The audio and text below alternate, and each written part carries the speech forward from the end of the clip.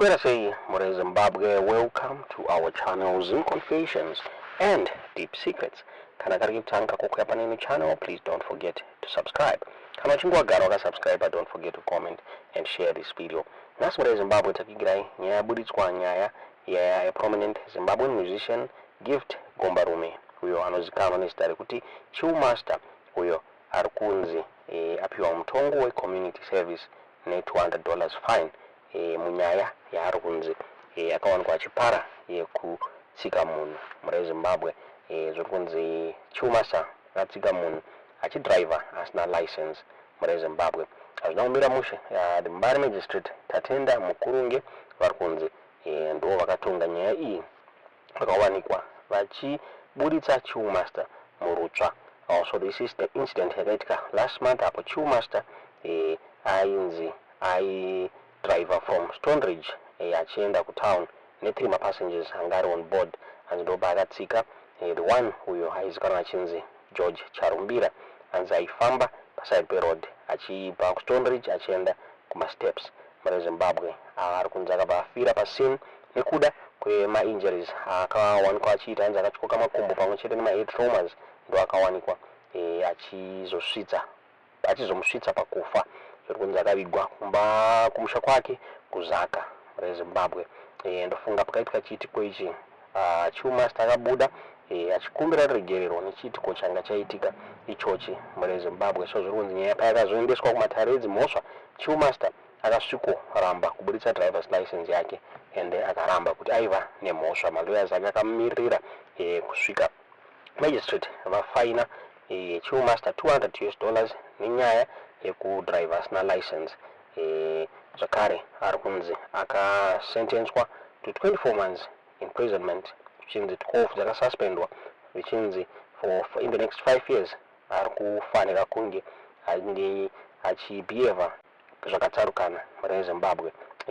So akanzi dzimwe 12 months achawanikwa achiseva 420 hours community service paStone Ridge Primary School. Nyaya iri kunzi yakazorerutswa mushure mekunge one of my relatives mufi anonzi Lucia Charumbira, family spokesperson, akabuda achitestify kuti aiwa chillmaster akamira pakuvigwa kwemufi. Chinzi zvakare akataura achiti achazowanikwa achiendesa mwana wemufi kuchikoro nekumuprovidera ma-monthly groceries.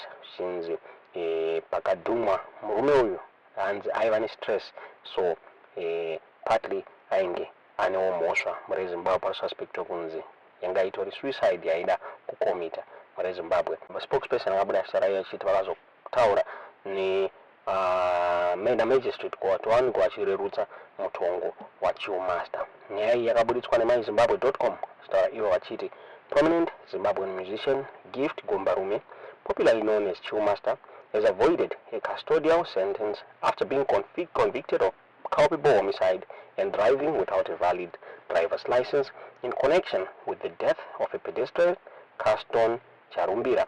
Mbare Magistrate Tatenda Mukurunge handed down a combination of penalties, including a fine, community service, and a commitment to provide ongoing support to the deceased's family.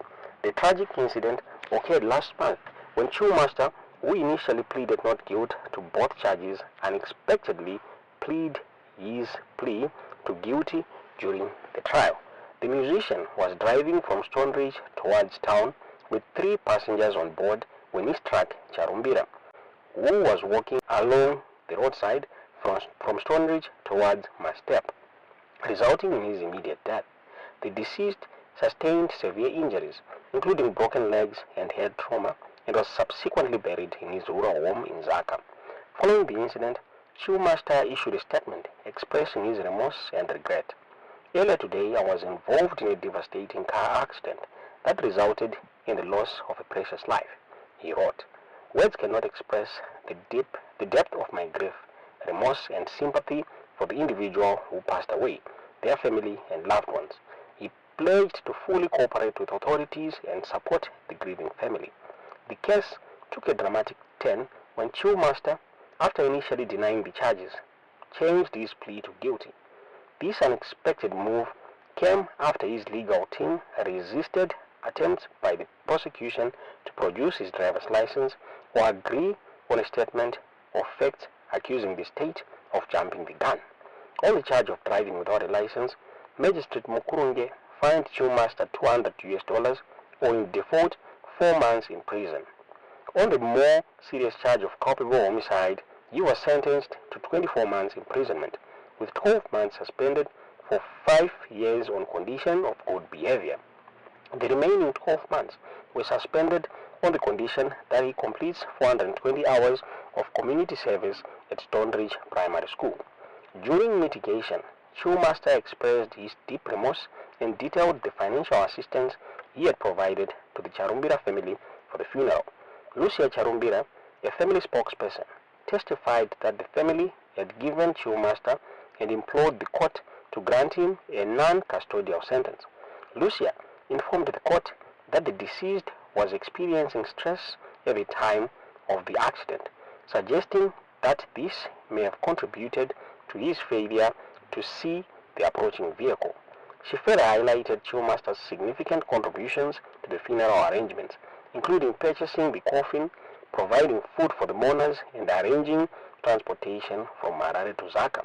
Magistrate Mukurunge, in handing down his sentence, acknowledged the family's forgiveness and the musicians' commitment to supporting them. The family, through Lucia Charumbira, said he has taken to pay beasts to avoid avenging spirits. She stated he undertook to send the deceased children to school and also buy her monthly groceries. The magistrate noted that in the victim impact statement, the family had specifically requested that the court not impose a custodial sentence given their forgiveness to the musician. As part of his commitment to the family, chillmaster is reportedly undertaken to provide monthly groceries, pay school fees for the deceased children until they complete their education, and provide cattle to appease the avenging spirit known as ngozi in Shona culture. Domabuditsiro wakaitwa nyaya iyi muri Zimbabwe ni zimbabwe.com tisingazive kuti munoiona sei nyaya iyi.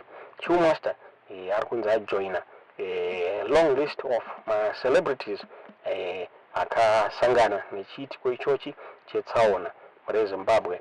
Ndofunga takaona zvakare the Coco Motors founder and CEO vakawanikwa vachisangana nechiitiko ichochi vari kunzi vakadhuma munhu vakanobhadhara mombe dzinokwana kuita 10 kuti vawanikwe vachiri pangozi muri Zimbabwe.